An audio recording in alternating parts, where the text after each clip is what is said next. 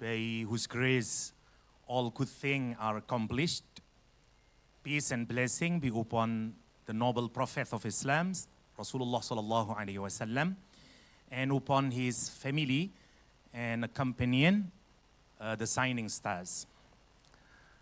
Assalamu alaikum wa rahmatullahi wa barakatuh.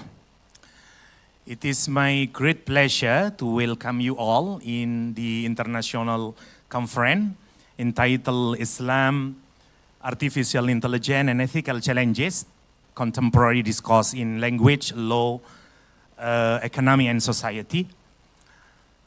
Today we gather to explore how rapidly evolving artificial intelligence technologies intersects with Islamic ethics and how these developments are reshaping our educational system, economic landmark, framework, economic structure, and broader social realities. This is not only timely discussion, but also an essential one, as artificial intelligence continues to influence the way we think, the way we learn, the way we live even. So as your moderator, I'm honored to guide to this session and facilitate insight for our distinguished presenters.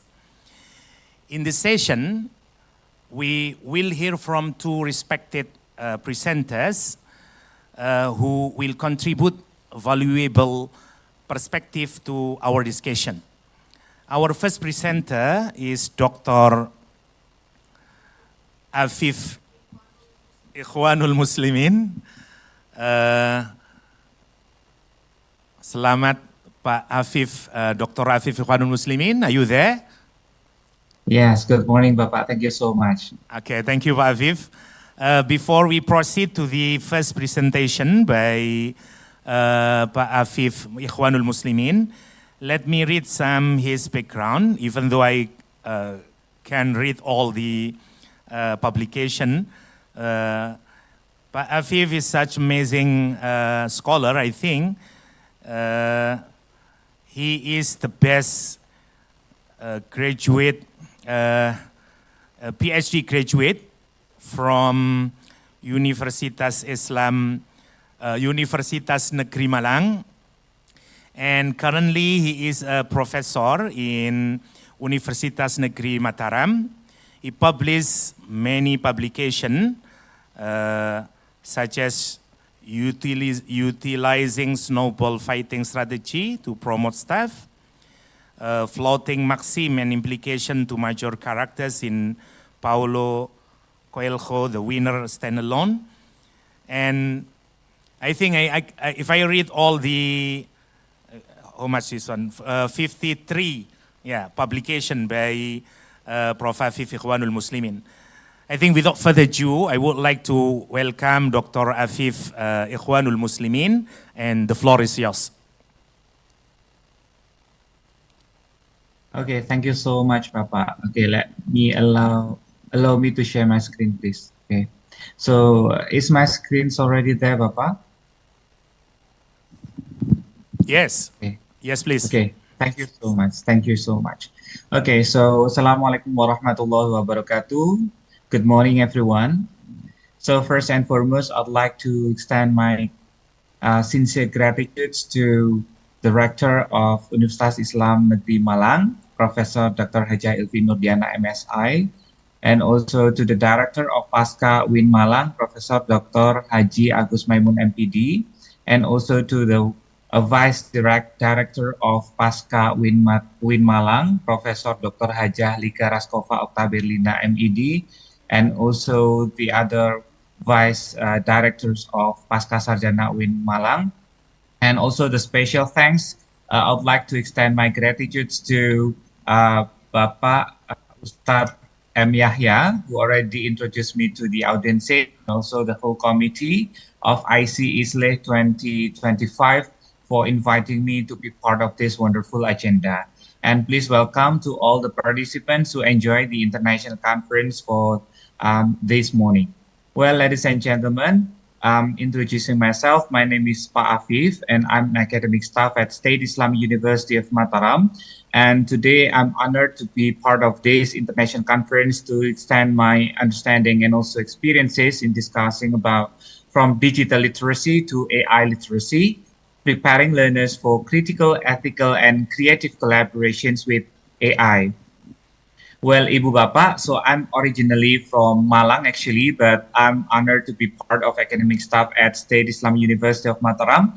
And this university is situated in Lombok Island, where many people know this island as a place where MotoGP is conducted. Well, Ibu Bapak, my presentations will be divided into 5 things. So the first one, I'm going to talk about digital literacy and why it is evolving. And the second one, I'm going to talk about considerations of digital literacy. And the third one, I'm going to talk about the sample of AI applications. So as we know that we have AI around us and how it implies the shift of the pedagogical things in our classroom. And of course, since we are using technology, so we have to consider about ethics. So everyone, I need you all to think about this picture. This is the picture of time machine. So I need you to try to go back to your past. I need you to think about at the time when you were very, very, very young. So maybe you can go back to the era of 90s, 80s, or 70s. So let's think about that era. So when we are going back to the era when we were very young in around 80s or 90s, so the teaching and learning process are so much different with what we are experiencing today. So at that time, when we're going to learn, we need to go to the real classroom. We need to have a building with the walls. We need to have doors. We need to have books on shelves, and we need to have atlas, or maybe some of you very familiar with Rapul, for example.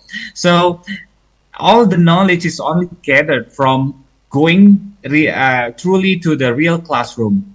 So the only sources sometimes only got from the teacher. So the teacher is kind of, maybe if we talk about technology today, we're going to talk that our teacher is actually the Mbah Google right now, but it was in the past. So in the past, for example, when we're going to learn English, we have to bring a very thick dictionary. So they think maybe the dictionary contains 1 billion words. So many people at the time brings a very heavy bag on their back, then they have to go to school if would like to learn something and they would like to be knowledgeable person. But now, technology changed, the pedagogy changed, the education's technology immersed into our life, including educations. So many people can open dictionary by using their handphone. Many people can also learn something through their laptop. And many people can still be connected to each other by using social media, for example. So it means that nowadays there is a big shift from the era where we only got knowledge mostly from the classroom, in the real classroom, but now we can get knowledge from different dimensions that is called as kind of more personalizations dimensions. Okay. So I'm going to talk about why digital literacy must evolve in the AI era. I remember about a book written by Paul Gilster. It's talking about digital literacy. So what is actually digital literacy? It is about the ability to understand and use information from a variety of digital sources. So in simple way, we are going to be taught as someone who are digitally literate if we are able to know what is the technology, how it's functioning, and then maybe know a little bit about on how it is applied.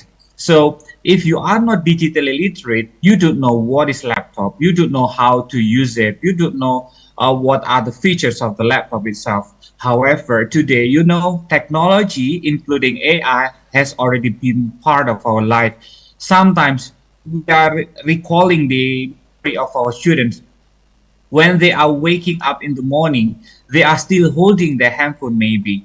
When they are going to go bed, they also still holding their handphone. And going somewhere on the world, if they do not hold their handphone, it seems like they are losing their soul or their life. So it seems like technology is actually embedded into our life. Technology, including AI, is also becoming part of the student's life. And there is a research mentioning that nowadays is about 80% of the students in the world, they occupy AI as part of their education journey. So it means that AI is not something separated again from education. So it's actually ecosystem that is built with technology. So what is the best questions for today? If you are still asking question, should we use AI? I think this is not a right question for today. Why? Because AI or technology is actually already been embedded, immersed into our activity every day, including what we are doing now. So we are doing a kind of Zoom meeting, and Zoom is also having an AI. When we need to have transcriptions of this presentation, you just need to click one button on the below part, then you will get all the transcriptions together, and it makes the works of the students to learn about the presentations easier. So the best questions for today's era is actually how do we use AI meaningfully, safely, and also critically. So to be someone who are working together with AI, of course, it's not only about knowing, but we have to have more step ahead than only about knowing. So, some of people think that I'm already digital literate by changing my students' printed book into ebook, but actually that's not enough. There is something which is needed, that is augmented skill. What is augmented skill? So we give additional force for the AI to do something rather than only as a tool. So for many years, digital literacy meant to be ability like using computer, navigate the internet, managing files, use productivity tools, and communicative digitally. However, since the AI has developed their features, AI also developed their potentials to help the human. So there is a shift from only using change into knowing how to collaborate with AI tools. So AI is not only about the things that we can take and also use it, but actually we can put AI as someone that as a companion or a partner of friends, and designing effective prompts, yes. Evaluating AI generated informations, yes, we can do that today. Integrating AI into authentic tasks, identifying when AI is helpful or harmful. So those 5 skills are actually the things, a kind of improvement from only using the technology, but more or less into reciprocal approach that the participants or the users of AI doing. So there is a shift from only operating technology into thinking with technology. So if we are posing technology as part of thinking, so it builds our understanding that AI is also a partner of our journey into going to grab our goals. So today, digital literacy means thinking with AI, not only about using the technology. So AI, as we know, it stands for artificial intelligence, means that this technology have an ability to think and also to produce now. So it means that if we use AI as a partner, there's a potential for us not being alone. Remember, sometimes when we are developing something, thinking about something, and we do not have friends, it's very difficult. But if we have companion, if we have friends, it seems like we have someone to talk to. So today's era of AI, the digital literacy, it's not only meaning that we only use the technology, but we put the AI or technology as a partner. As we know, AI have many abilities, including in academic area. It helps us, for example, to support our learning and also in researching. So before, when we need to do a kind of statistical calculations, we have to install SPSS, SAMPLS, and many more. However, there is no companion to talk to on how to operate that one easily if we do not have real friends beside us. But now, if you would like to do quantitative research, we can also do kind of consultations with, for example, ChatGPT and any generative AI. Learning companion, yes, we can have a conversational agents. that helps us to understand topics. You know, it's really hard to understand a very thick and also complicated sentence of informations. Then if we have AI, we can ask AI also as a brainstorming to understand a certain topics. And of course, as we know that the era of AI today is very close to artificial super intelligence, when the AI can do creations, AI can create image, AI can create video that can shape the teacher's creativity to be more engaging in the classroom. So what is meant by AI augmented skill? So before, as I mentioned, that maybe we use AI as AI. We think that ChatGPT is only a tool, but with augmented skill, so the learners can enable them to generate idea more creatively. Why there is a creative process? Because there is a reciprocal process between the student and also the AI. There is a kind of chit chat. There is a kind of confirmation. There is a kind of think of pro and contra and so on. So there is a process of creative creations by using the AI. There is also a process of synthesizing informations more deeply. As I mentioned before, if we do not have AI, we have a book. What we are doing, we try to read, we try to understand ourselves. There is no companion to talk to. So it means that there is only one way process of understanding. But if we have AI, there is a kind of conversation, reciprocal approach where the students and also the AI can have kind of discussion. And during the discussion, the student, there is a process of synthesizing the idea from AI connected to the idea of understanding. So there is a deeper understanding of information.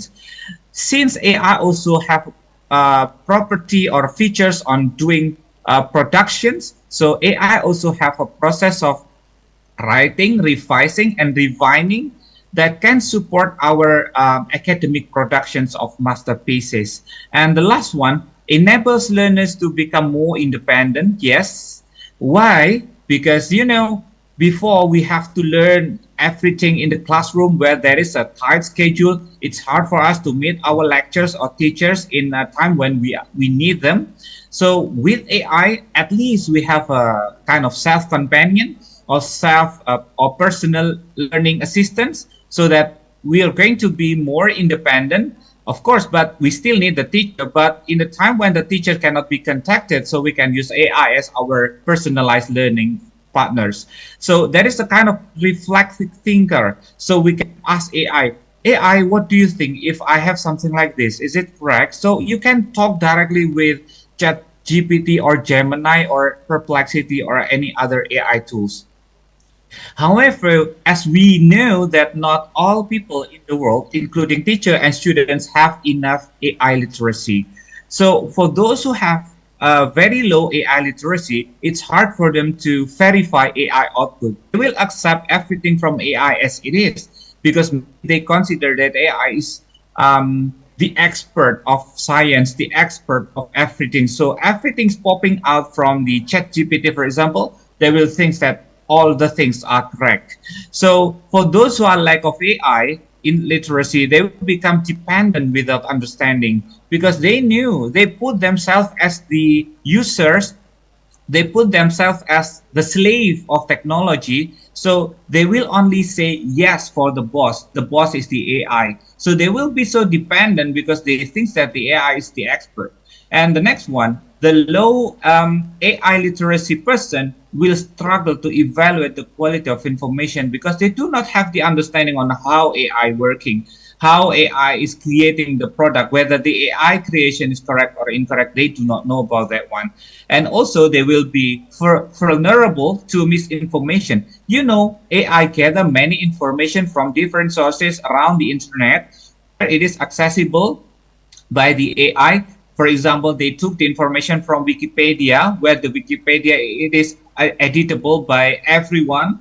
So, for example, I'm interested to change information into hoax, for example. I can change the information in Wikipedia easily. And you know, there is a possibility like some generative AI took some data from Wikipedia while there is a misinformation. Therefore, for those who are lack of AI literacy, they will be fall behind in academic and workplace expectations. because they work slower compared to the other who know how to use AI. So, however, for those who are strong enough in AI literacy, of course, they will have a kind of benefits from AI. They can work faster, they can produce higher quality output, and also they can think critically and creatively. Why? Before, as a designer, they have to have a skills of creating sketch and also applying technology like Photoshop or something else. But today with AI, they can do it easier by using generative AI. And of course, for those who are strong with AI literacy, they will outsmart misinformations because they know the way how AI produce the informations. They know how the algorithm of AI, so that they will not be easily get something from AI as it is, but there will be a kind of reciprocal process where there is questioning and answering, there is confirmation or tabayun in the process of getting information from AI. So the strong AI literacy person will gain competitive advantage in job market because creating CV is something simple but actually complicated for those who are not good in technology or AI. But those who are good in technology, they can use AI to modify and creatively create the CV so that it is acceptable for human resource department officer.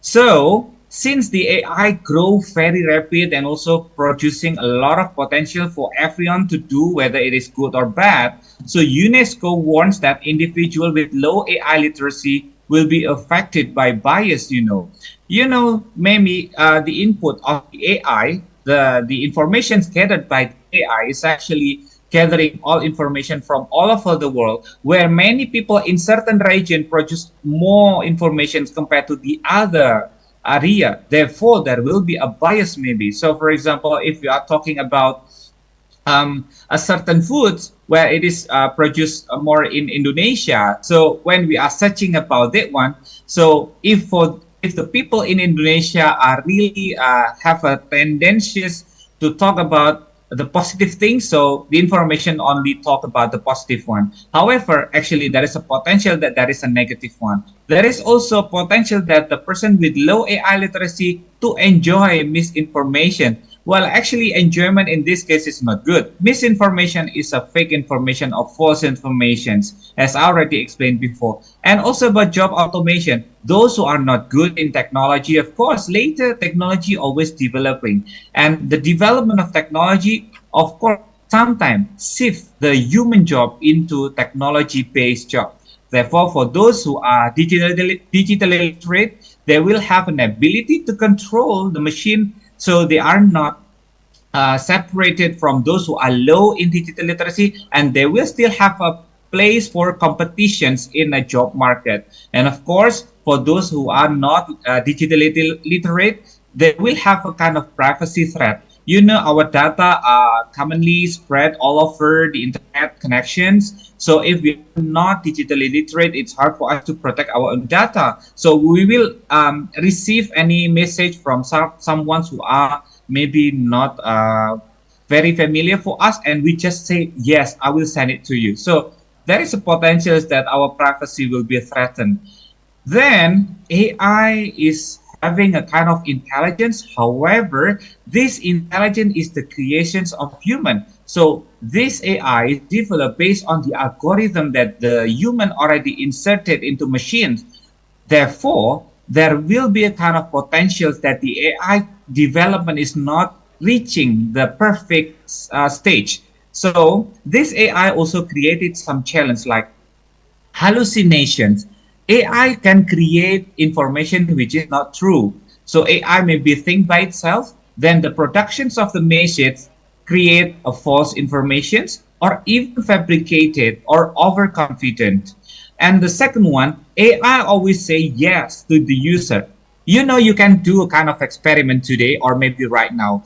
Just open ChatGPT. You can have a kind of reprimand, or maybe you can get angry with the AI. Just say something bad to the AI. What AI will say? AI will say, sorry, that's my mistake. And AI will laugh, showing smile, and always say good things to us, though we are showing our anger to the AI. So AI productions tend to be psycho fancy, So AI to agree with the users even when they are wrong. And the third one, using AI is challenging. Why? Because AI sometimes gather information which is not truly correct. So there is a misinformation.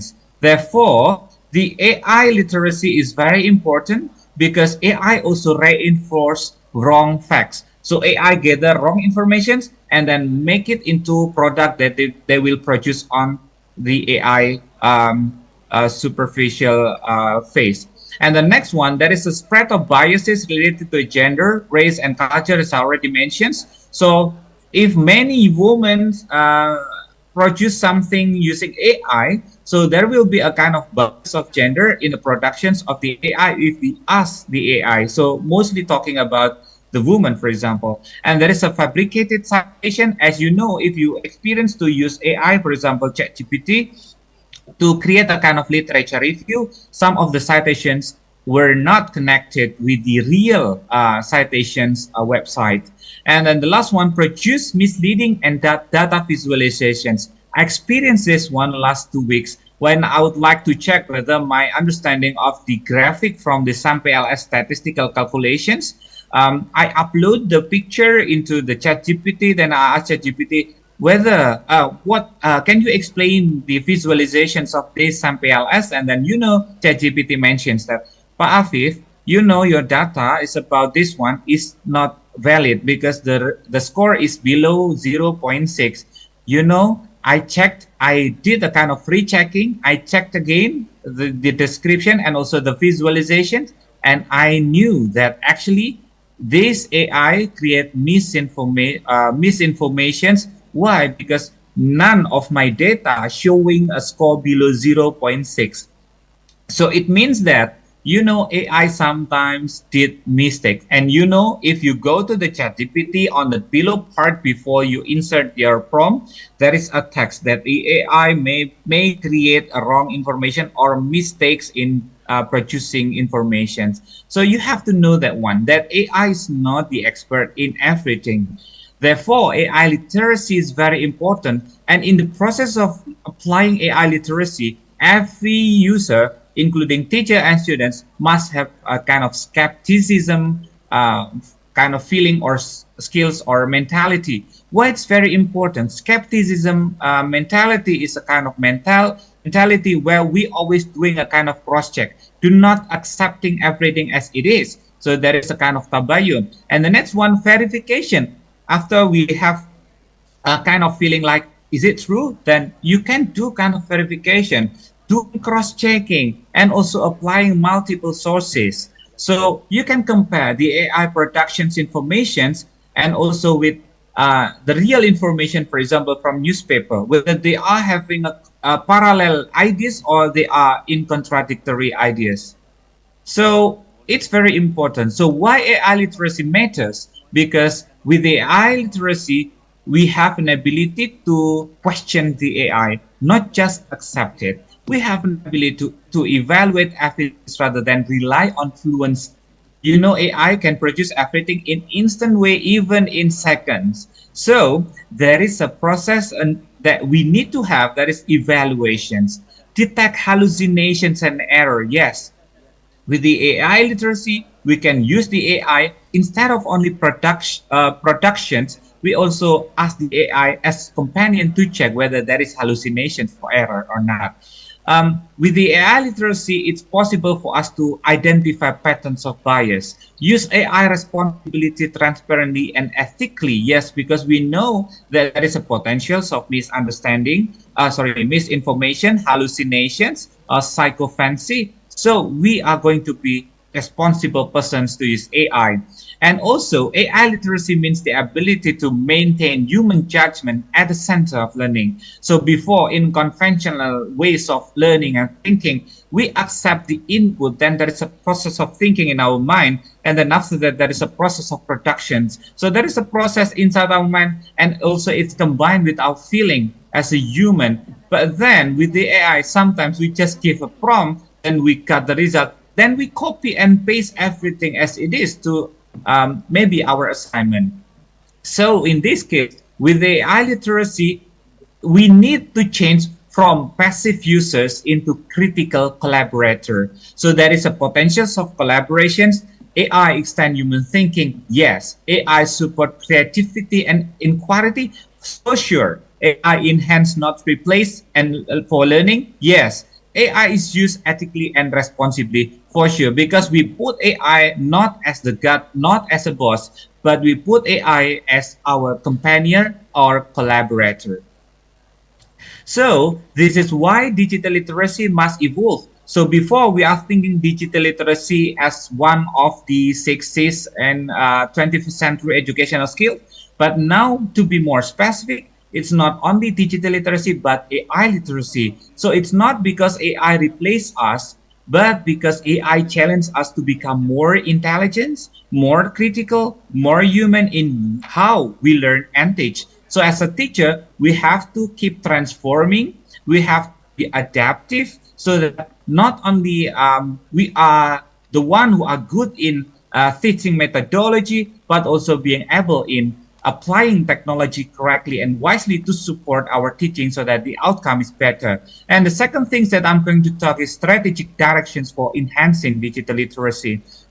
So, to apply, to improve digital literacy needs some things like physical infrastructure. As we know that some of students are very digitally divided. So it creates kind of gap between for those who have the facilities and for those who didn't have it. Therefore, there is a kind of solutions that we can also offer to these situations. AI is not always online. So if you go to Google Play Store or maybe App Store, you can find something like this as appear on screen. AI offline. So this AI offline, this is a kind of house where it contains many AIs that you can install into your handphone or gadgets. So in this case, no need for you to apply internet all the times for using AI. So inside of this AI offline, you can install, for example, Mistral AI. This Mistral AI, this is an AI like works like the ordinary generative AI like we have today, like Perplexity or DeepSeek or Blackbox and many more. So they can also have a kind of a chit chat, reciprocal interactions between the users and also the AI. And the next one, of course, we need to build our cognitive infrastructure. Instead of only having the facilities, but the facilities will be not useful if we do not know the information about it is. So therefore, cognitive infrastructure need also to be built. And the last one, equitable access. So ensuring all learners, regardless of regions or economic background, have opportunities to develop AI literacy. So we can provide alternative tools like what I already mentioned. For example, I do not have internet, sir. Yes, you can use AI offline. Sir, this one is so expensive to pay. I need to subscribe.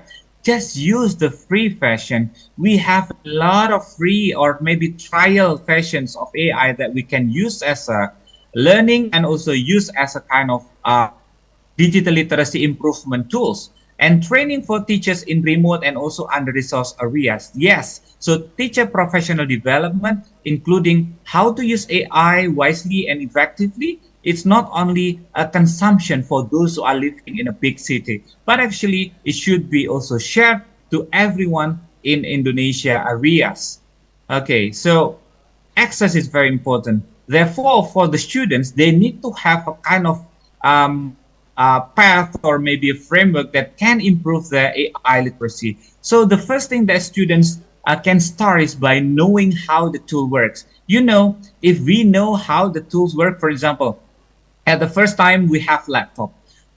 Maybe some of you do not know how to operate the laptop. Maybe some of you do not know what button are there. Maybe some of you do not know what processor is. But if you start knowing what are they, then it builds your confidence. So you think that, oh, I can use this technology. I can apply this technology because I know it. The second thing is after you know the AI, you can start to use AI for the right purpose. I did the research about the intentions to teach with technology, or I did, and it is published in Q1 Scopus Index journals in this.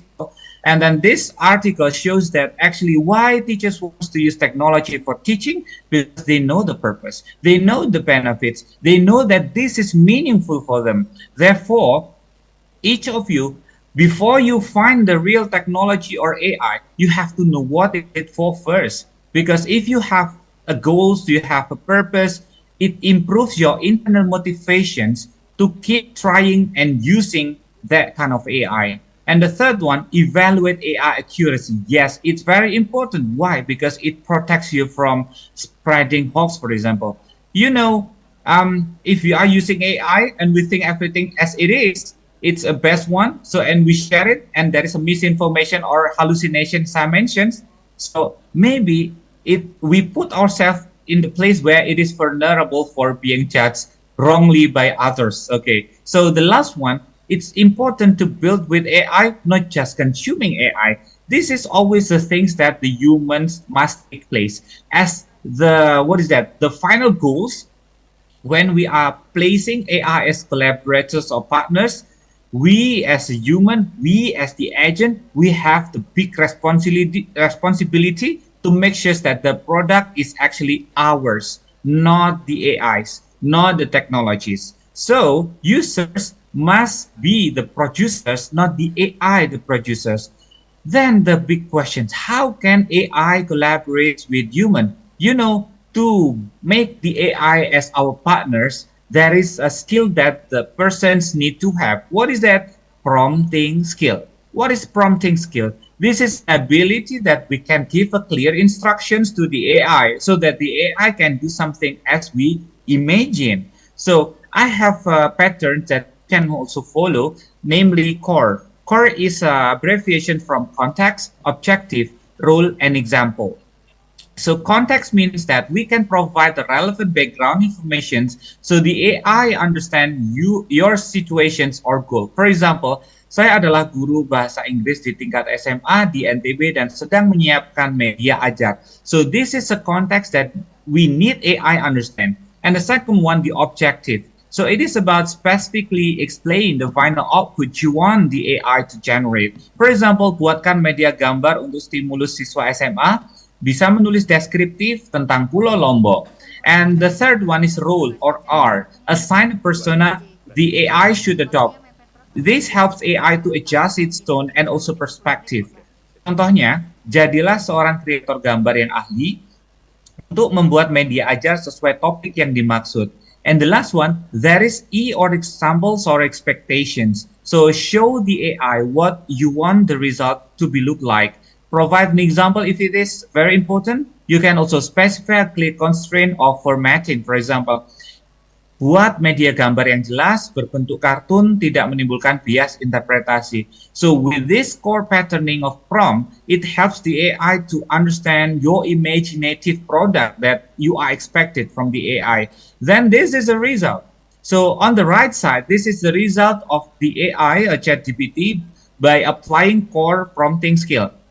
On the left side, as you can see below, I asked, both of them are Gemini.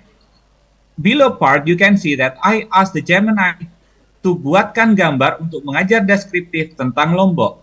So the instruction is so simple, didn't follow the core format, the results are different. On the right side, it's more student friendly. Why? The first, based on the product, it's cartoon. You know, the cartoon one is more universal compared to the real one like this one. Maybe in a real productions of picture, it will bring authentic looks. For example, the person, it can also violate the ethics, for example. So the cartoon one is better. And the second one, in terms of component, since this image will be used as a medium for the teacher to trigger students' curiosity in writing descriptive. Of course, the right one is better because it comprise some potentials or positive things from the Lombok Island that can be trigger ideas for the students to write something. For example, on the right side, we can see there is a Gili Island, a surfing beach, coral reef, traditional rice village, and also Mount Rinjani. At least the participant can talk about 5 things. However, on the left side, the product from Lombok Island of Wonders seems like it's hard for students to think about what should I talk about this one. So it is kind of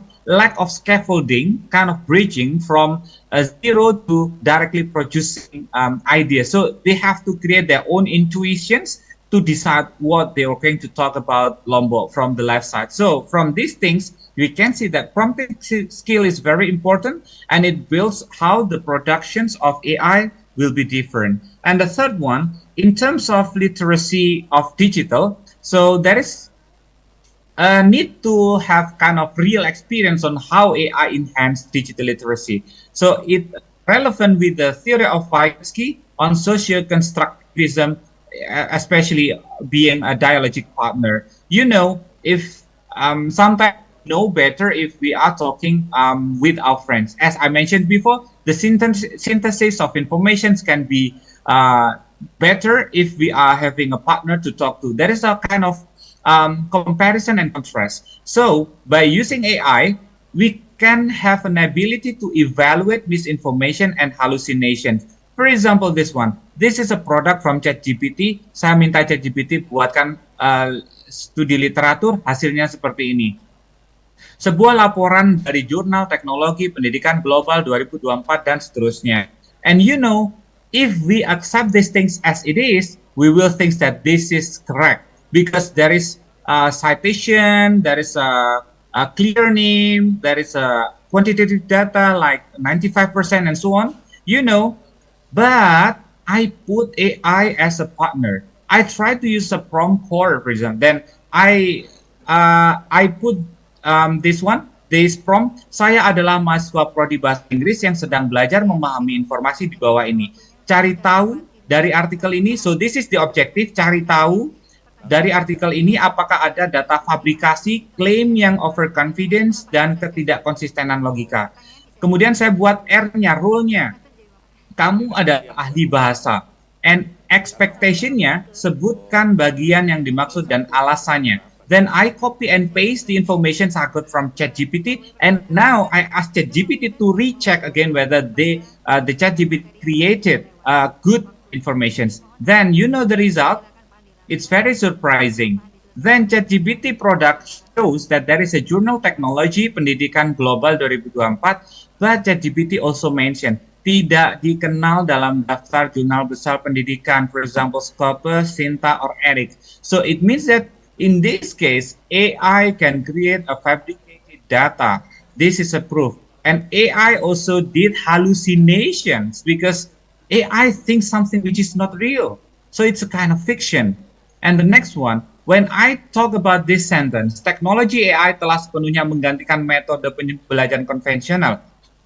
You know, I asked ChatGPT, then the result is, ini klaim hiperbolik yang tidak didukung oleh data nyata. Then I'm also curious whether there is a contradictory or parallel information about this one. Then I search in internet and there is information from Universitas Gadjah Mada.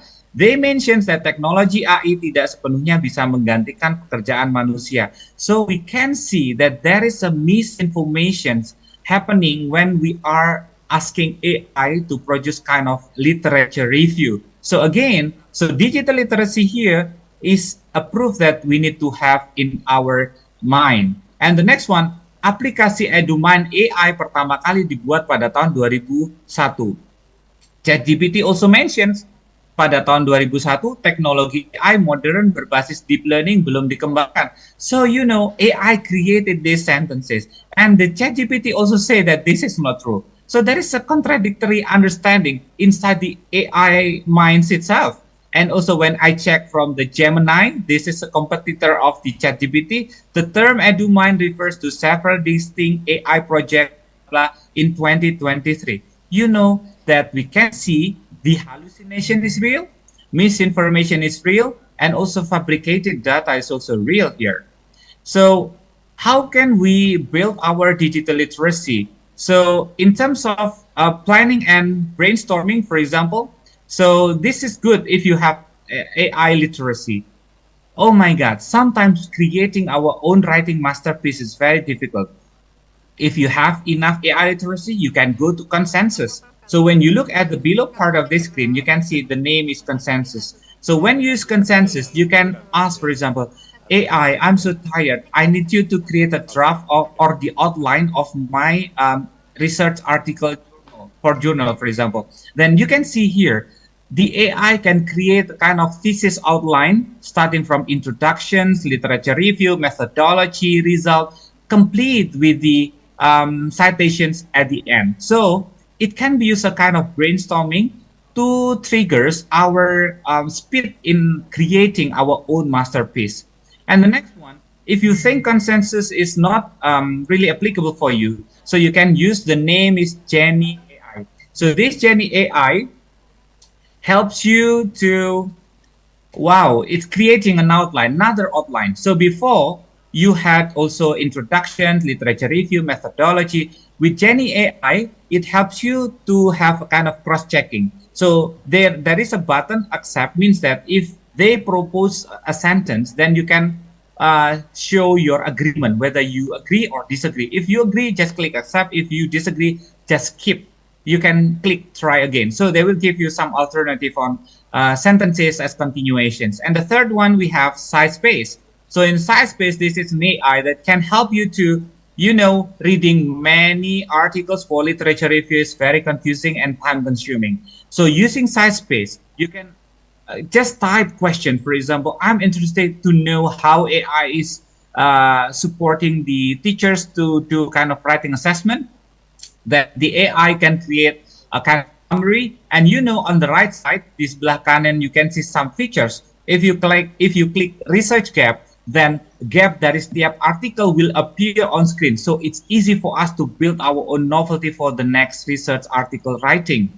And the next one, we also have a research gap finder. If you are interested on finding the gaps between AI and speaking skill, just need to put the topics there and find the research gap, and you will be guided to find what is the best gap for your next journal article writing. And see, this is a product that created by the Answer Days applications. Then this is a good thing. Some weeks ago, I found information from TikTok, and at that time there was situations where for those passengers would like to find online transportations.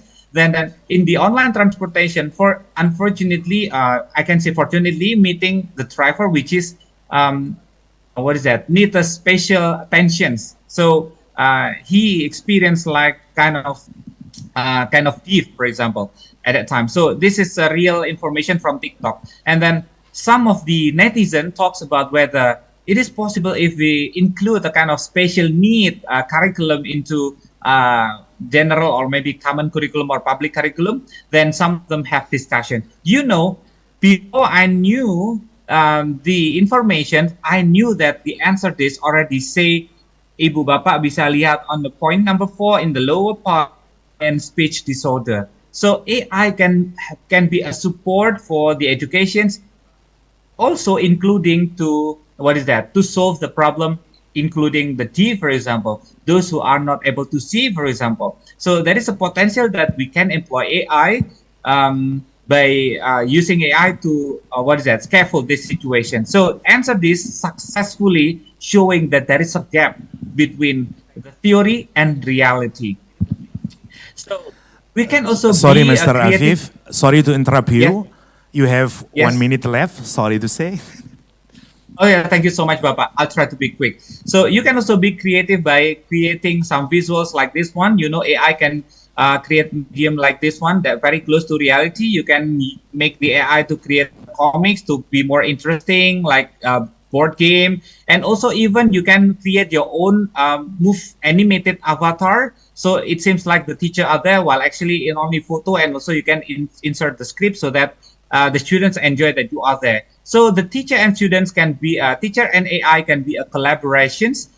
They can do a collaborative activity. So there is a process of a cognitive scaffold where there is a modeling. So AI give a model, then AI become our coach. Then in the process of coaching, there's a scaffolding. So we try to be more independent by developing our own idea. And lastly, there is a process of fading. So AI is no more there. So we can do our best without AI later. So we become more independent. So in terms of pedagogical shift in the age of era, so we can see that content is very abundant, thinking is scarce. So we need to make the students to ask students to challenge AI answer. So there will be a kind of reciprocal process. So AI provides instant answer and students need ways to evaluate them. So the students need to compare human also AI reasoning because, by comparing the machine production and also human production, the digital literacy and also critical thinking of students also increase. So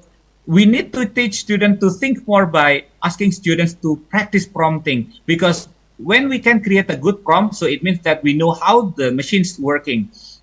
And in terms of collaborative activity, so learners can collaborate with AI as a thinking partner, and students work with the groups of uh, friends to evaluate and also refine AI outputs. So in this case, with AI, we can develop a self-regulated learning process. So from planning into monitoring and evaluation, AI can guide us. AI can also be a partner of reflections, and also there is kind of emotional regulations that we can also contact with AI.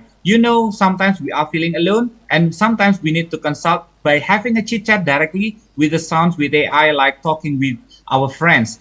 However, ethical consideration is very important. Therefore, UNESCO mentions that criticality is very important. Humanizations as the product of the AI is very important. So us must be responsible. And accountability, meaning that we have to be responsible on everything that we purchase from AI. And we also must to be honest to show that we are using AI, being transparent, and we have to make sure that the data is secured. And also, again, AI is always developing. Our digital literacy, including AI literacy, should also be improved. Therefore, the takeaways from this presentation: digital literacy must evolve into AI augmented literacy. AI is thinking partner, not a replacement. Critical evaluations of AI output is essential, and ethical and responsible use of keeps humans in control. So if I can say a proverb, morning skies unfold their lights. Cakep gitu ya biasanya Bapak Ibu. Awakening thoughts to shine bright. Pasca UIN Malang shares insight, exploring AI with future light. So that's all my presentations. Thank you so much. And I'm open for collaborations and also discussions later. Thank you. Wassalamualaikum warahmatullahi wabarakatuh. Good morning. Waalaikumsalam warahmatullahi wabarakatuh. Thank you very much indeed, Dr. Afif, for the meaningful and insightful enlightenment on digital literacy. Now the floor are open. The floor is open for one question only. So for those who would like to ask question, please raise your hand and state your name and your institution, and please be brief. I think you guys, yeah, please. The microphone, please.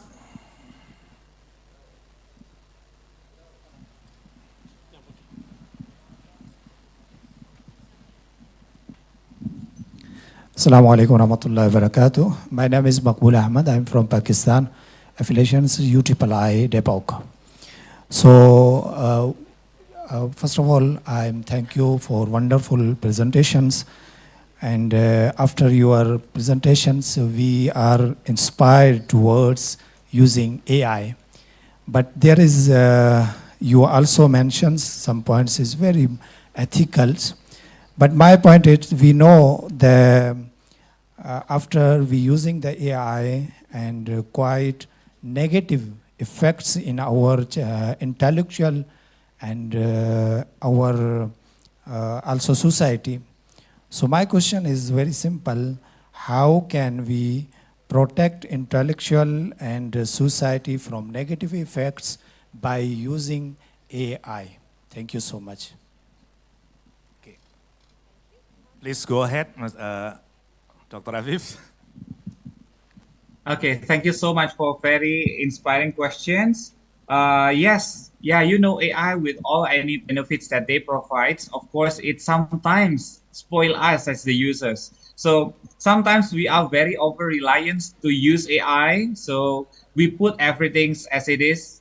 We put everything, our dreams, to AI. So how can we protect our society and also academic nuance from the negative sides? So of course, the first thing is that we have to, change our mindset. So instead of shifting the era from conventional into technology based, but we also need to transform ourselves from being over reliance into someone who collaborate with AI. So you have to put in your mind that AI is not your boss, but AI is your maybe your tools or maybe partners. Yeah. Okay, so the first thing is that shifting our mindset. By shifting our mindset, there is a potential that we are not using AI as a thing for crime, for example. We are not going across the ethics by stealing someone's private data, for example. We are not asking AI to create something fake, for example, because we already have a good mindset that we are thinking AI has a potential to create something wrong. And the second one is that yes, of course, in academics environment, of course, there is a need, a kind of policy maker that they have a kind of rules, guidance, that they also do kind of socializations that makes everyone in the environment or ecosystem understand how to use AI wisely. And fortunately, we have some guidelines like from UNESCO, and also in Indonesia, we have guideline on how to use artificial intelligence for university, so it is open and publicly shared. So we can apply that one as a kind of control in the way we are going to the right track in using AI. And the third one, yes, as I mentioned before, AI augmented literacy is very important because if we know that there are two sides like a coin that sometimes it is picture or maybe number or maybe this is sharp or this is not sharp or dull, then we know how to find the best way on using AI. So if it is a knife, so we know when we can use the sharp part and when we can use the dull parts because we have the AI augmented literacy. So and the last one, I think we have in a community, we need to have a positive community. So you are already in the right track. You are sitting together with all academicians that they have novel intentions to develop educations, make the world better. So I do believe that everyone in the ecosystem are trying to use the AI wisely so that you will be influenced socially and also emotionally on how to use AI correctly. Maybe that's my response. Thank you so much. Okay, thank you very much, Dr. Afif. Please give a round applause, a big round applause for him. And I am very sorry, but we are short on time, so we're going to proceed to the next presenter, and I'm very pleasure to introduce our next speaker, Mr. Dr. Andi Asrifan. He is a professor in Universitas Muhammadiyah Sinden, Reng? Oh, Universitas Negeri, Universitas Negeri Makassar. So this is not right, is it? Okay, Universitas Negeri Makassar. And I think I do not need to introduce his publication. You just simply Google it. And now, Mr. Asrifan going to deliver a paper titled Generative AI, Islamic Ethics and Future of Language Education, Navigating Pedagogical, Legal, and Societal Discourses. And without further ado, please welcome Dr. Andi Asrifan.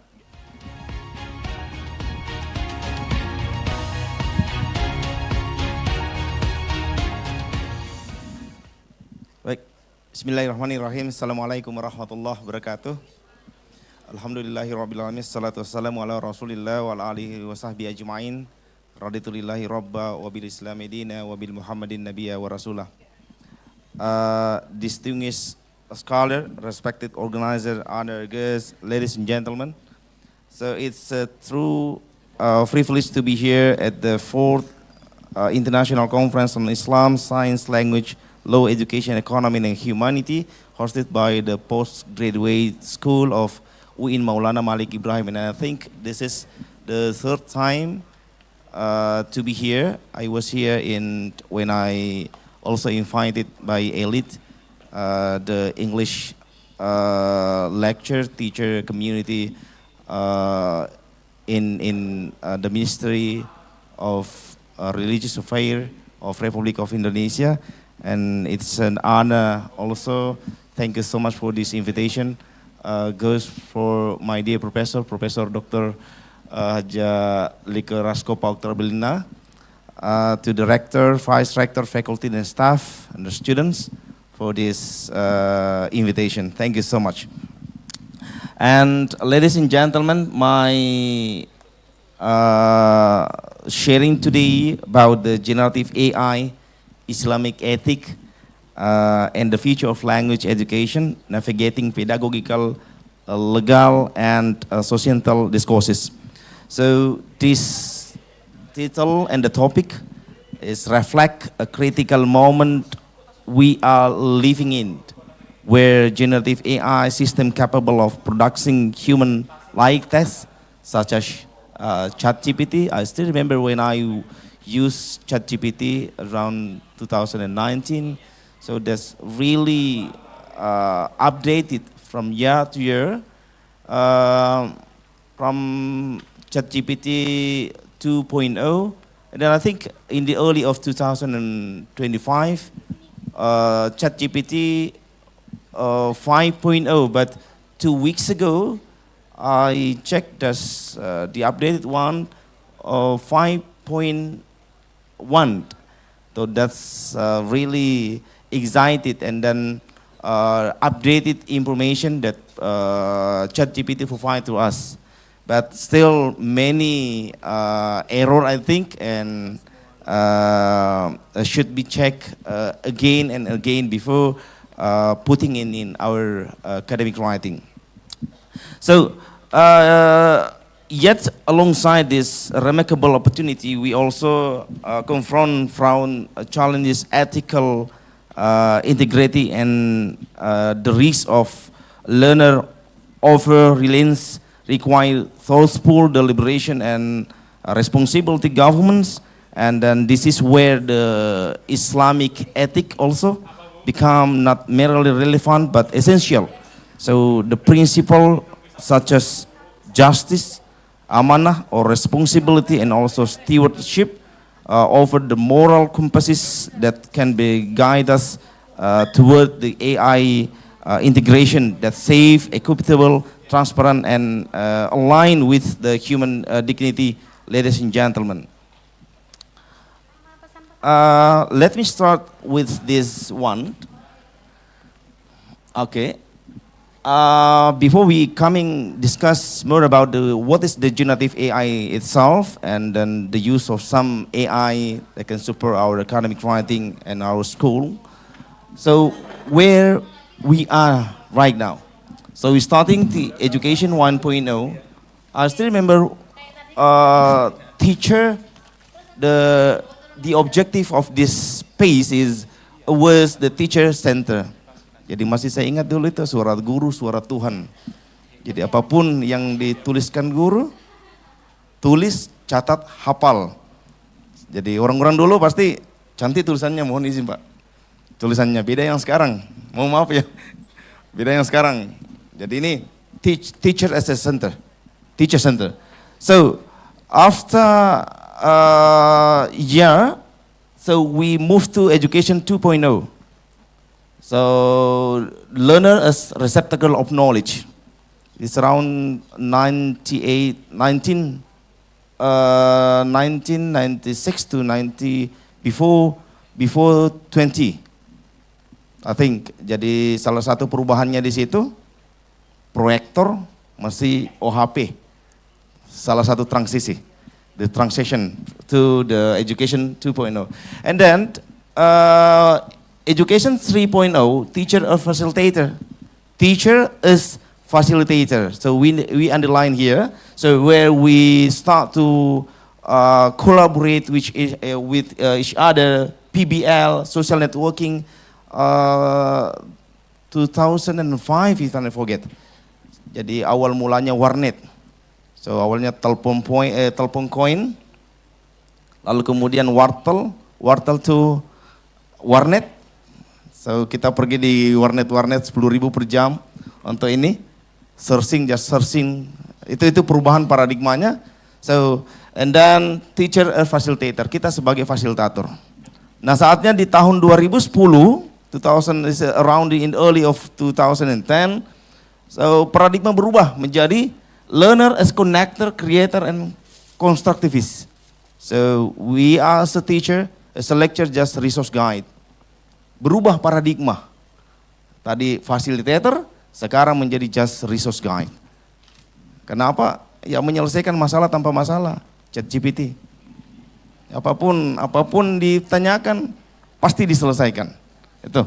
Nah, di sini learner can access to expert. Teacher, learner as a teacher. Saatnya guru menjadi siswa, siswa menjadi guru.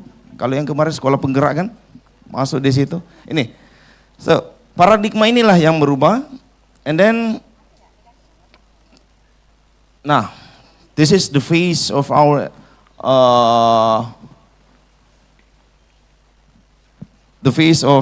economy in the world. Ada pergeseran paradigma.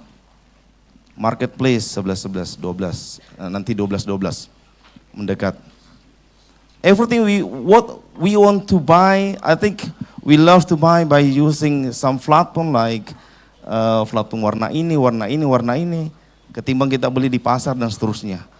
Ini terjadi pergeseran. Begitu juga di cloud kolaboratif. I still remember when I was in the bachelor degree around 2003, we buy diskette and then we move to CD and DVD. And then after that we have a hard drive and then we have SSD. And then after that now, so we just need the cloud collaborative, the drive for saving everything. And then, so the question is, what skill the industry, in the future industry need? So from, based on the research, from the Future of the Job Report, World Economic Forum in the 2020, there are some skill here: cognitive ability, system skill, complex problem solving, content skill, professional skill, social skill, resource management skill, and technical skill, physical ability, yang sangat dibutuhkan saat ini di dunia industri di masa depan, complex problem solving. Jadi makanya sekarang kurikulum diarahkan bagaimana memantik anak-anak untuk bisa memberikan solusi seperti pegadaian. Nah ini, kemampuan untuk menjaga masalah yang asing dan belum diketahui solusinya di dunia nyata. Itu yang sangat butuhkan. And the second is social skill. So the ability to do the coordination, negotiation, persuasion, and mentoring, dan juga hingga emotional intelligence. Dan cognitive ability hanya di nomor sekian. Apa yang kalau pintar sekarang ini adalah ChatGPT kan paling pintar saat ini. Nah kali ini yang dibutuhkan. Sehingga kadang sometimes we ask as a teacher, kadang ada guru yang mengatakan ini anak-anak dulu malasnya masuk, tapi tuh sekarang menjadi pejabat, sekarang menjadi apa dan sebagainya. Karena complex problem solving dan social skill ini yang sangat dibutuhkan. Nah, terakhir untuk guru sebelum kita mulai, nah dihilangkan penyakit ini. Mungkin ada guru mual, mutu amat lemah, kena juga TBC, tidak bisa komputer, ada lesu, lemah sumber, kena kusta, kurang strategi, ada lagi asma asal masuk, kena asam urat tidak bisa jalan karena asam masuk urutan tidak jelas, kena kudis, kurang disiplin, akhirnya kurang rapi dan akhirnya tipes tidak pantas sertifikasi. Pak ya? Maaf. Oke. Okay, let's start with the first slide here about the generative AI. So we'll focus on explore the intersection of generative AI, Islamic ethical framework, and the evolving landscape of language education in digital area. So why this matter now? So the rapid advancement of AI technology like ChatGPT present a transformative opportunity and the complex ethical, legal, and pedagogical challenges. Ini luar biasa. So, saya akan berbagi juga singkat, Bapak dan Ibu. Saya hanya try, starting in the early of 2024, last year, exactly in the February. I'm trying to write, sometime 3 to 4, 4 article every day. I send to some journal and then also some to big publisher like Elsevier, IG Global, Taylor and Francis, Springer, and Alhamdulillah now I have 95 document in Scopus for almost 1 year. This is just try and try. Yang banyak juga ditolak. Dari tolak, belajar, kirim lagi, tolak, kirim lagi. Karena artikel kita semuanya bagus Bapak dan Ibu, cuma tidak cocok di jurnal itu. Pasti itu Pak. Yang penting sudah sesuai dengan kaidahnya, kirim tempat lain. Seperti itu. And then also Islamic ethic as a guiding framework, rooting AI discourse in the Islamic ethical values such as justice, trust, stewardship, and ensure cultural spirituality aligned integration. So let me start with what is the generative AI? Generative AI refers to AI systems such as ChatGPT, DeepSeek, Gemini, and I think still many other that can support our academic writing like Genie AI. Tapi kalau saya Genie saya tidak pakai menulis. Genie I use Genie just for seeking for references. Jadi cepat, tepat dan akurat. Nanti masukkan ke Mendeley. Nanti saya lihatkan Bapak dan Ibu singkat untuk anunya. And then I think through ChatGPT, DeepSeek or another AI platform, so they can help us to translate everything, I think, in many languages around the world. Summarization, jadi kalau misalkan mahasiswa diinstruksikan untuk, mohon maaf ini Pak dosen, Ibu dosen, diinstruksikan untuk melakukan summarizing 100 pages of book, ya tinggal diupload saja baru diinstruksikan, bantu saya summarize di sini 5 lembar selesai. Pak ya, selesai Pak. Nah, ini tantangan, jadi jangan lagi disuruh summarize. Karena ini memudahkan sekali, tinggal diupload saja. Upload, instruct, use the prompt. Tadi promptnya sudah ada salah satunya, ada 4 ya. Siapa kita, siapa Anda, apa instruksinya, apa batasannya. Itu selesai. And then application in language learning, I think that's very interesting to use also AI, especially in language. So we just instruct, for example, the keyword academically. So dia akan menyelesaikan, memberikan solusi paragraf yang akademik.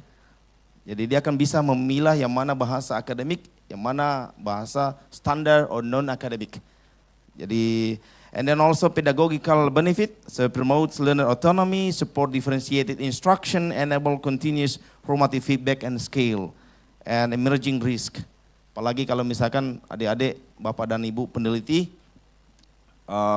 di dissertation or thesis or skripsi in the level of bachelor, I think to create any instrument of the research, I think that's very easy. Hanya menginstruksikan, yang penting kita menginstruksikan sesuai dengan teorinya. Kita paham teori, ChatGPT tidak paham teori. ChatGPT itu seperti bulldozer kalau saya bahasakan, ada hutan, dia babat semua.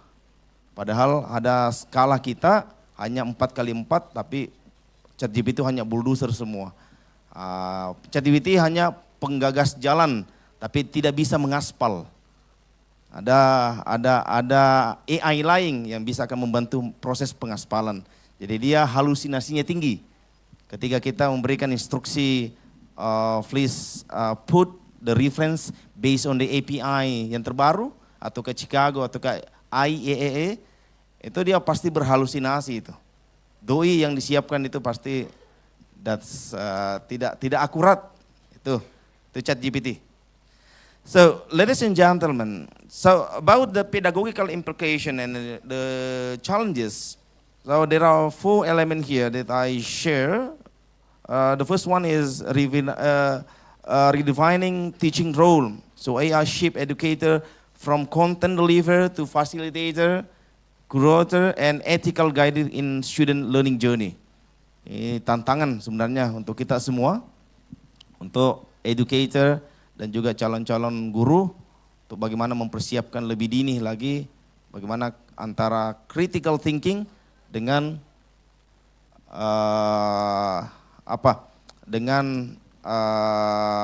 AI yang disediakan saat ini. Next one is new instructional design, call for the AI integrated tasks that emphasizes process over product, collaboration, critical thinking, and creativity. Assessment challenges and also teacher training readiness. Next one is legal regulatory discourses. Ini tantangan data privacy and consent, intellectual property and plagiarism, bias and algorithmic fairness, and then the last institutional accountability. Jangan sekali-kali mengupload hal-hal yang bersifat privasi. Seperti misalkan data penelitian yang ada nama-nama orang, umur, dan lain sebagainya. Itu bisa menjadi data a tool in education often concern. Itu bisa menjadi, itu data rahasia, data KTP dan lain sebagainya untuk penelitian. Tapi yang kalau kita anonimkan, that's a thing that's no problem. Next one is, how about the Islamic ethical perspective on AI in applying Sharia principle of technological integration?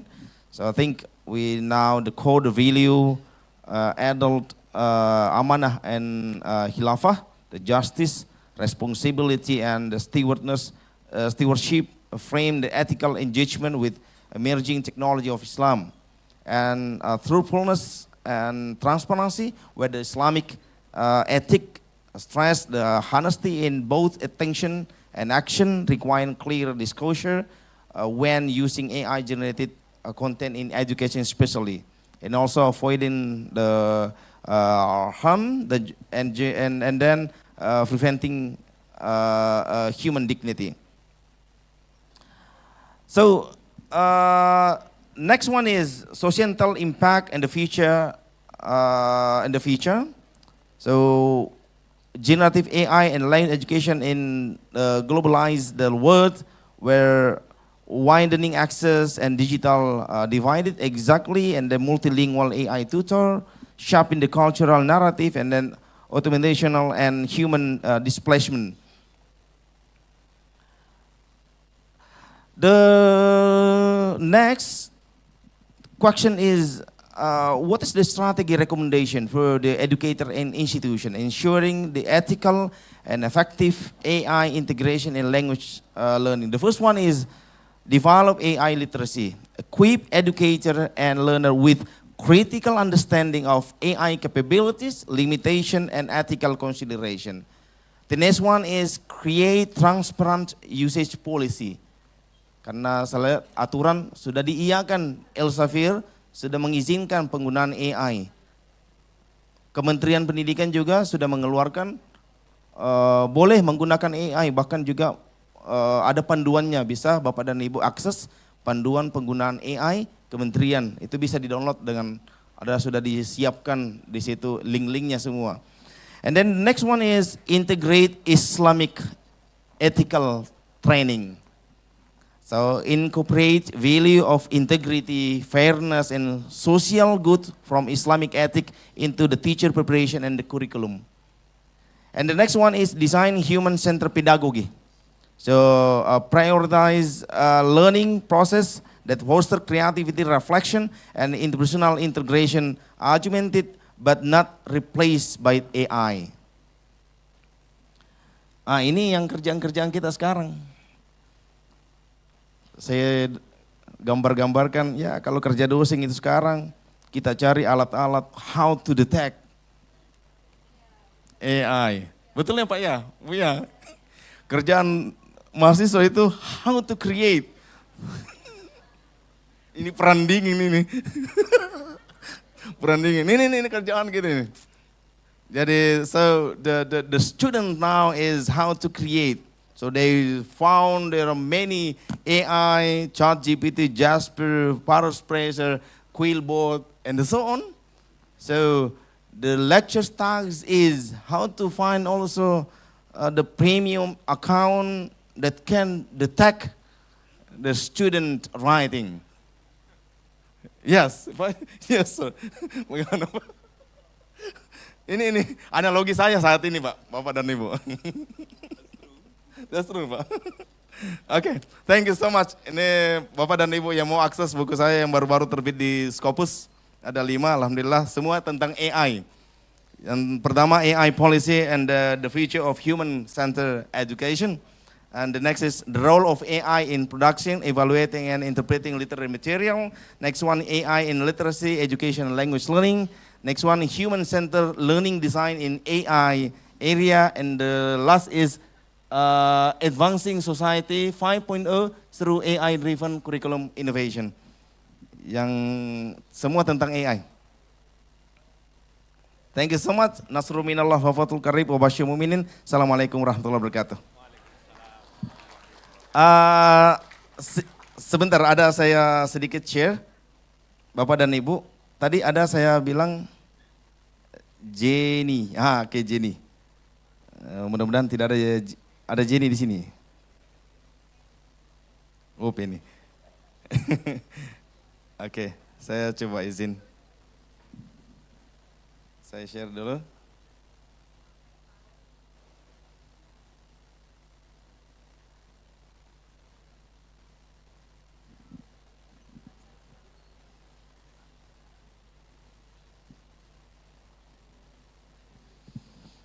Jadi saya bagi pengalaman Bapak dan Ibu, saya didampingi bukan menggantikan ya Bapak dan Ibu. Saya bermitra dengan 3 AI. I have 3 partner in AI. There are many AI I think that can support our academic writing. Ya Pak ya, poligami Pak. But we cannot use all of them in one time. So, but we choose based on, I think, what kind of AI they can make our work in writing easily and short. Jadi kalau saya pertimbangkan yang pertama AI saat ini, kebetulan saya kemarin juga di train by Profesor Dr. Wisnu Wijatmoko, pakar AI dan komputer robotik dari UI. Saya di training di sana, 7 hari hanya mengkaji ChatGPT. Jadi ChatGPT is the smartest robot right now. Tidak ada yang kalah pintar Pak, dari semua AI yang ada. Jadi penggagas jalan sebenarnya itu ChatGPT.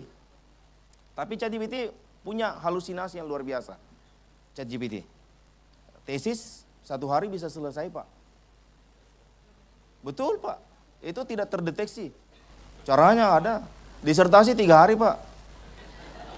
Betulan Pak. Betulan. Disertasi 3 hari Pak. Lengkap dengan itu instrumen-instrumennya lengkap Pak, turun ke lapangan. Tinggal buatkan nanti di sini kirim. Banyak. Saya sering membimbing juga Pak. Di disertasi kebetulan saya dosen Pascasarjana S3 Pendidikan Bahasa Inggris di UNM. Pun juga kalau misalkan mau dosen yang lagi kreatif, yang kebetulan saya juga di editor board di Springer, di Springer itu Discover Education. Silakan cari Bapak dan Ibu, Q3. Tapi jangan masuk, nggak mahal. Masukkan di sana Andi Asrifan Springer. Itu ada masuk di sana, saya editor di sana untuk kurikulum dan innovation. Kadang ada teman-teman yang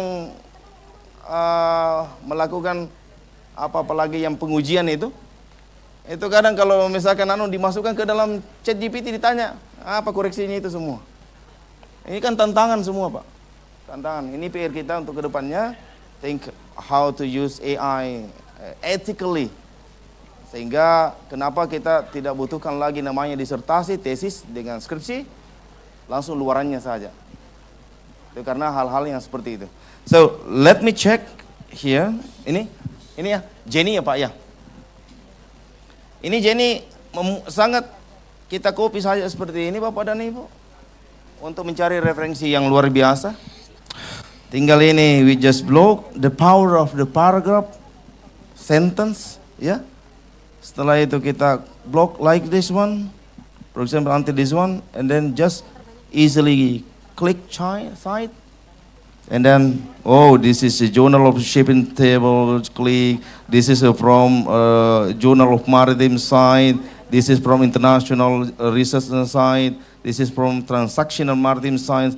Okay, and then let's check. Okay. This one, if you check. Kalau kita mau mengecek ini halusinasi atau tidak, ini tidak halusinasi. Beda dengan ChatGPT. ChatGPT itu halusinasi. Kita cek, klik this one.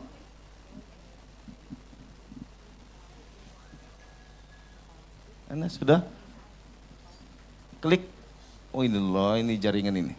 Bu, untuk pesannya aman. AI, bukan bagian AI ini. Disampaikan aja. Enggak masalah aja maksudnya. Oke. Ini bukan halusinasi. Ini bisa nanti dikonekkan dengan Mendeley. Tinggal just copy this one. Coba. Ini jaringan ya. Oke. Nah ini bukan halusinasi. Ya. Ini Jenny.ai. I think there are many site AI. I think site AI also the same, but for me this is the easiest. Not expensive. Silakan pesan di toko Orange. I think Jenny is just 70,000 rupiah for 1 month. That's very easy, I think. That can support our academic writing. But remember that mesti kita paham alurnya. Nah kita yang menguasai peta jalan, ibaratnya kalau saya Bapak dan Ibu, ChatGPT itu ibaratnya bulldozer. Oh gampang Pak, sebentar. Ini ibaratnya bulldozer. Yang jalankan bulldozer itu kan manusia Pak. Right? Yang jalankan bulldozer manusia. Tidak mungkin kita knop saja langsung. Tetapi kita yang jalankan. Kita yang kontrol. Bukan robot yang mengontrol kita. So let me check how to put in Mendeley.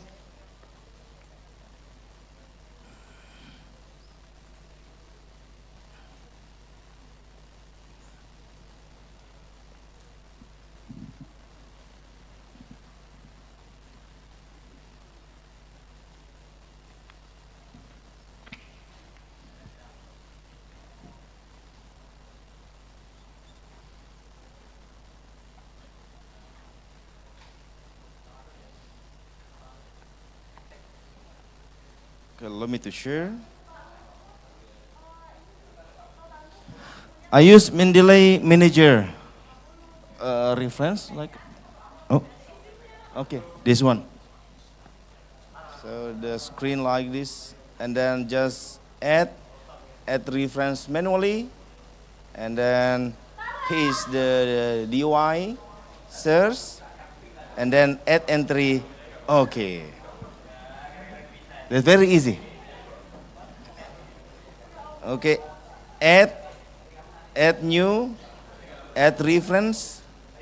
Just find the DOI that I think Jenny has provided us based on API and also DOI. And then after that, add entry, search, and then add entry. Okay, without uploading the document. Yes, that's very easy. Tanpa mengupload lagi, cari-cari lagi dokumennya. Oke, I think that's all. Nanti kalau misalkan ada di belakang, bolehlah ke depannya. Insya Allah. Boleh insya Allah Bapak dan Ibu kalau misalkan ada diselesaikan di belakang.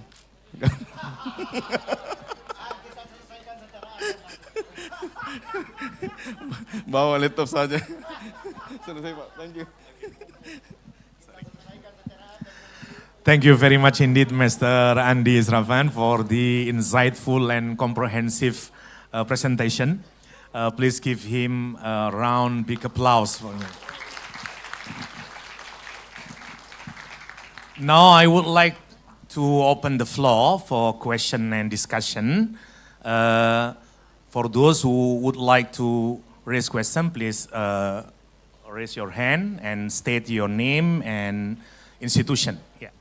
One, the kotak-kotak, that's number 2, and then the ladies. Okay, please.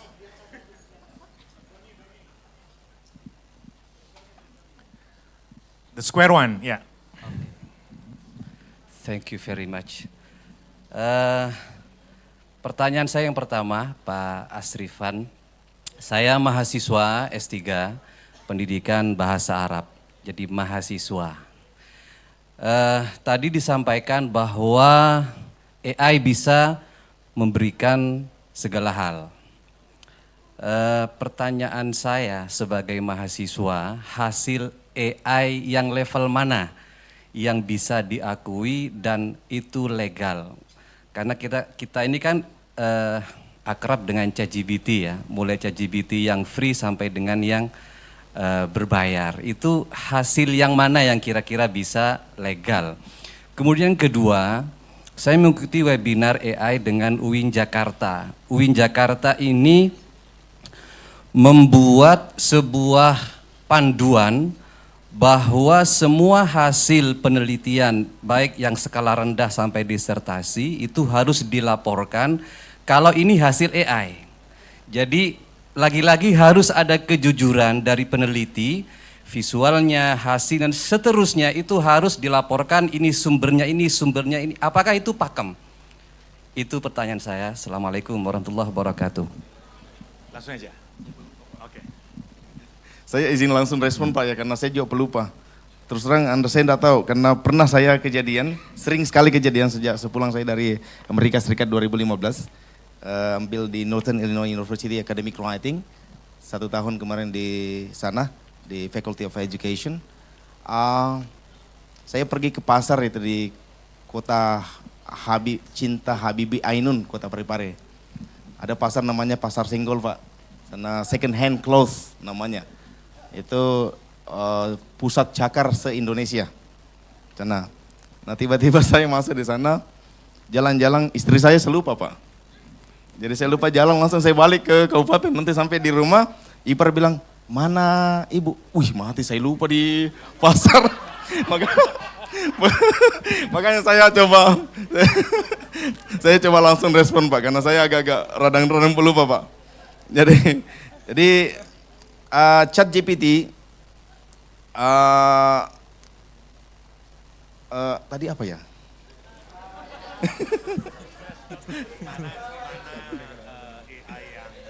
Oke, untuk AI legal atau tidak, yang jelasnya yang pertama provide the premium one Pak. Itu yang pertama. Jadi pasti dia lebih update Pak untuk yang premium. Beda yang gratis dengan premium Pak. Rasanya beda Pak. Ya. Pak, yang kedua kita pakai, bisa di share Pak. Share screen saya, oke. Kita pakai prompt, kalau kemarin dari Prof. Wisnu Wijatmoko yang di UI, dia share namanya koran panjang. Koran panjang itu konteks, peran, larangan, panjang, dan tambahan. Konteks itu jelaskan apa yang kita akan lakukan dalam satu session chat. Peran itu menjelaskan perannya ChatGPT dalam satu session chat. Berikutnya larangan menjelaskan batasan-batasan yang tidak harus dilakukan oleh ChatGPT. And then panjang itu we explain the quantity yang bisa membentuk nanti respon yang harus diberikan ChatGPT. And the last is menjelaskan pendekatan optional. Kira-kira ada penjelasan optional. Modelnya seperti ini, nanti hasilnya Bapak dan Ibu. For example, This is the result of the prom. Saya adalah mahasiswa Magister Ilmu Ekonomi Islam yang akan mengerjakan penelitian untuk tesis. Saya memiliki ketertarikan khusus pada bidang ekonomi, Islam, dan syariah misalkan. Dalam prom berikut ini, saya akan mengajukan beberapa pertanyaan, pernyataan, perintah, dan permintaan terkait penelitian saya. 1. Itu paragraf pertama. Ini kalau beda kan kemarin kalau kita menjelaskan di chat GPT langsung bantu saya buatkan introduction. Bantu saya buatkan begini. Bantu saya buatkan begitu, kita diperintah. Itu kita yang diperintah oleh robot. Sama halnya seperti begini Bapak dan Ibu, analoginya. Saya perintahkan robot, tolong belikan saya gas, Pak ya. Harapan kita nanti robot itu belikan gas di depan, gas melon ukuran 3 kilo harganya 20.000 Pak. Durasi waktu 5 menit sudah datang, belikan saya gas. Nyatanya robot itu pergi beli gas Pak di kota Malang. Yang datang gas warna biru Pak, harganya bukan 20.000. Kita mau salahkan ya, kita kan instruksi belikan saya gas. Begitu cara memahami, berbicara dengan robot. Bukan ada udang di balik batu, tapi ada udang di atas piring. Ya Pak ya, paham Pak ya? Ya misalkan tolong belikan saya gas. Di mana beli gas? Di depan. Gas apa? Gas melon, harganya yang 3 kilo, harganya 20.000.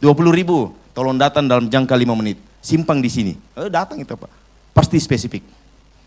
That's how we create prompt yang langsung to the point kepada chat GPT.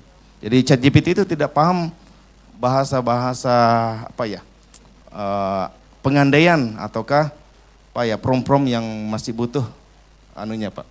Lalu kemudian contohnya ya, dalam sesi ini saya ingin Anda berperan sebagai penasihat akademik yang memiliki pengetahuan mendalam dan pengalaman riset di bidang komputer, di bidang ekonomi misalkan nasional. Berikutnya jangan merespon prom saya dengan informasi yang tidak betul. Ya. Jika Anda ragu dengan informasi pada respon Anda, berikan saya keterangan, saya ragu meresponnya. Ya kan Pak ya? Berikutnya, untuk setiap prom yang saya ajukan, berikan respon secara singkat, padat, jelas. Jika respon tergolong panjang, rumuskan dalam bentuk poin atau tabel yang mudah saya pahami. Nah, berikutnya, untuk setiap respon yang Anda berikan, tolong pertimbangkan kemampuan saya juga, supaya saya bisa menginterpretasikan beberapa simbol-simbol dan sebagainya. Ini satu prom Bapak dan Ibu, yang nanti kita akan simpan di prom untuk kemudian nanti dia akan bantu kita. Nah, itu seperti itu. Saya sudah share tadi Pak. Oke. It's almost the same how we create a research paper in the high impact blueprint. Ini sebelum kita, sama halnya dokter Bapak dan Ibu. Ada dokter umum, ada dokter ahli. Ketika kita diagnosa anak kita, saya panas. Jadi paling kalau dokter umum kan langsung belikan paracetamol, paling apa dan sebagainya. Tapi dokter ahli beda. Dia pasti memahami anatomi dari tubuhnya dulu. Itu kira-kira panasnya sumbernya dari mana, jangan sampai dia kena tipes atau dan sebagainya. Itu bedanya, sehingga as a academician, I think we have to know the anatomy of our academic, our paper structure. Misalkan judul itu berapa kata Pak? Yang kedua, abstrak berapa kata? Keyword berapa kata? Introduction berapa kata? Method berapa kata? Discussion, finding and discussion berapa kata? Conclusion berapa kata? Dan berapa jumlah referensi? Total keseluruhan normally biasanya 6.000 sampai 8.000, maksimal 8.000. Itu yang harus kita pahami Pak sebelum kita menulis. Jangan langsung menulis saja, bantu buatkan introduction, bantu buatkan abstrak, bantu buatkan metode, tidak selesai Pak. Pasti ditolak. Nah, kita harus pahami dulu, for example, abstrak biasanya 150 sampai 200 Pak, normal. Apa isinya? Kita harus selalu tahu lagi apa isi dari abstrak itu. Before we have to read carefully the journal guideline.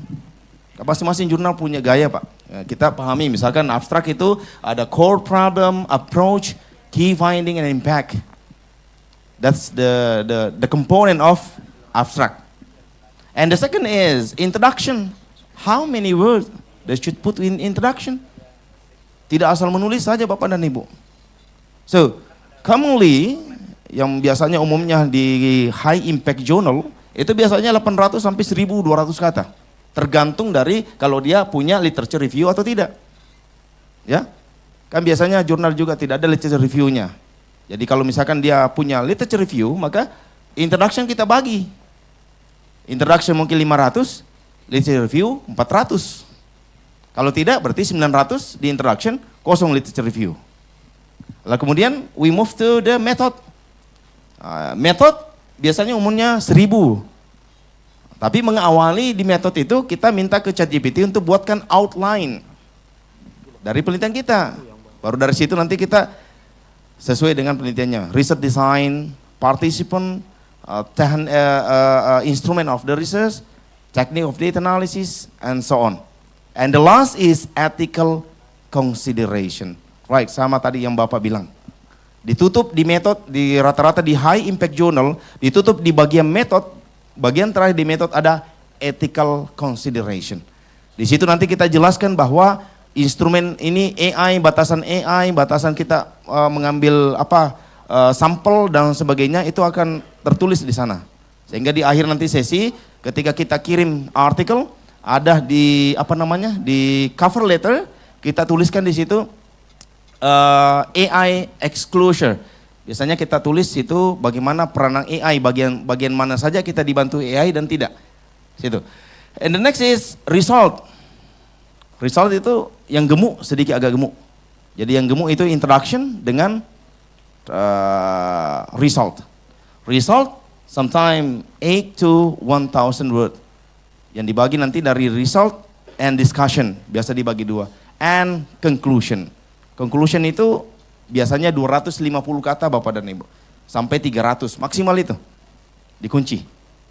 Jadi the total of the total number of word that you use is 6,000 to 8,000 word max for the high impact journal. Umumnya dari pengalaman. Jadi beda Bapak dan Ibu riset dengan nanti di chapter. Biasa kalau dapat chapter, kalau full chapter, banyak Bapak dan Ibu. Kalau ada Bapak dan Ibu mau nanti menulis chapter Scopus, banyak gratis Bapak dan Ibu. Bisa nanti dicoba. Thank you so much.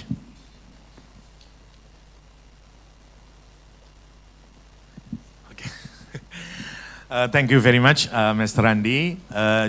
Due to the limited time, I really grateful to not to able to entertain you with the second and third question. Now, as we come to the end of the discussion, I would like to express my deepest appreciation and gratitude to our speakers, Mr. Afif and Mr. Andi.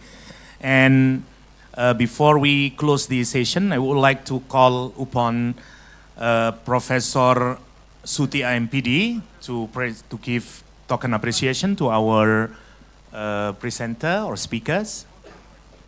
Please come forward, Professor Sutia.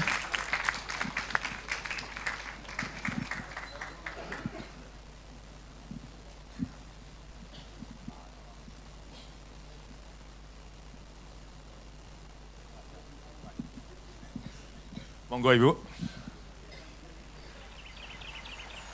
Lasting legacy. We all have our role to play. Lasting legacy.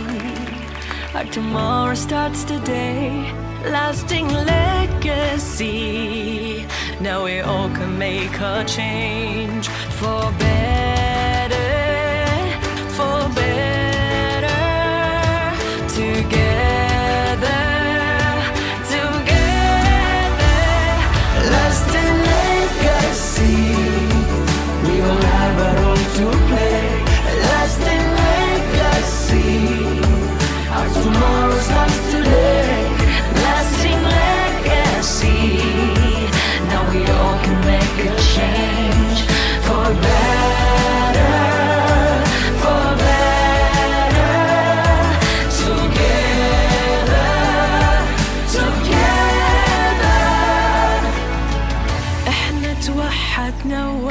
صورتنا زي النسيج زلالك شوقك Again, I would like to express my deepest gratitude and thanks to our speakers, and please give big round of applause for those speakers. And also please big round of applause also to all the participants for your active engagement and participation. Okay. Okay, on behalf of the organizing committee, I would like to thanks again for your participation, your attention, your contribution. I wish all a productive continuation of the conference. And thank you very much. And Assalamu alaikum wa rahmatullahi wa barakatuh.